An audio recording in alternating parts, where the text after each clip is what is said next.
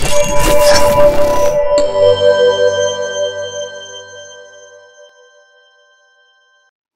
everybody, welcome to the COM Dollar Technicals for October 17, October 21, 2016 for the Aussie dollar, dollar CAD, and Kiwi dollar. And the story in the COM dollars this week is kind of interesting because it showed a lot of relative strength last week, despite the fact that the dollar actually strengthened up. And you would think that the yields on the U.S. Rates would really have a massive negative impact on the carry trade commodity dollars like the Aussie and the Kiwi. But it didn't really happen because we had some additional support coming out from the commodity prices and also from the fact that the Chinese data at the end of the week actually turned modestly positive. The PPI was, like, I think, hotter for the first time in 4 or 5 months. The really big issue in front of commodity dollars is probably going to be happening this week. Of course, we have the Australian employment data, which we actually are bullish on, and we think that there's a potential here to the upside.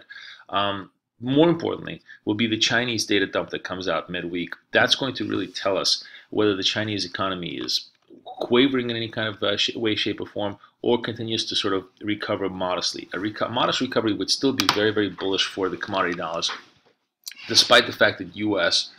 is inching rates higher, simply because for the time being, that means that the commodity rates are going to stay relatively the same. You know, in New Zealand, there's 25 basis points factored into of another cut, but aside from that, everybody essentially assumes the commodity dollars are going to remain stationary, and that may provide us still a little bit of a small relative strength bid to all those yielders as people still try to lock in the yield for whatever time as they have left. But it's really going to be very much a focus on China this week as the primary driver of where the commodity dollars are going to go. That goes for the Aussie and the Kiwi. For the CAD, of course, it's been a story of the oil move. And it's been a pretty roller coaster move around this 50 area, but oil does not seem to want to come off the 50 area, and that's really providing very decent support for CAD, coupled with the fact that surprisingly strong Canadian economic data is coming out. The Canadians are trying something very unique in the G7 world, which is they're trying to do fiscal stimulus. The government of Justin Trudeau is actually increasing government spending and appears to be working as a stimulative impact to offset some of the lower oil prices they've had to suffer through over the last year. So it's an interesting twist on fiscal policy that could potentially provide a little bit further strength for dollar CAD. For now, though, we're really going to be just watching primarily, as I said, the Chinese data, of course, the Australian employment, all the chatter, and in the middle of the week, we also have the Bank of Canada, which is unlikely to I think, offer anything new. The monetary policy, I think, is going to remain as neutral as possible and try to let the fiscal policy carry the water. So it's unlikely that they're going to move the currency rate much through whatever they say on the BOC statement on Wednesday. Let's take a look at the levels here and just see where everything stands. So the Aussie still remain in the 75, 77, but we've inched quite closer to the higher end of it for the time being. Dollar CAD came off the 33s several times, but it still remains in the 133.30 mode. And the Kiwi dollar has definitely been the weaker part of the whole complex, trading closer to the 70 level, but still remaining relatively strong. We do have trade balance data this week. If that proves positive, I think the 70 is going to be a very strong hold. If we have a massively negative trade balance data, then I think you could see 70 suffer, and that could be a very interesting trade as the week progresses. So let's take a look at the chart here. We're going to take a look at the Aussie first. As you can see, the Aussie has shown, we're still essentially in the 74.50, 77.50 on a broader range basis, within 75, 77 on a tighter range basis. But a pretty strong move the last couple of days, especially this was a very bullish move off the lows here. Suggests possibly another test of the 76.50. Still, you know, if you look at a longer term time frame, you still have a series of failed lower highs, and it's very likely just certainly if you have negative employment data, which could be a surprise but a possibility, a big failure here would really create a much more negative construct with yet another failure at a lower high, and then possibly a back retest towards the 74.50s. But it's just a tight, low volatility trade here. Very hard to kind of get excited about any type of direction here, because the massive overhead ranges of the 77.50, 74.50 still pretty much dominate trade. We are just in a consolidative path, as you can clearly see.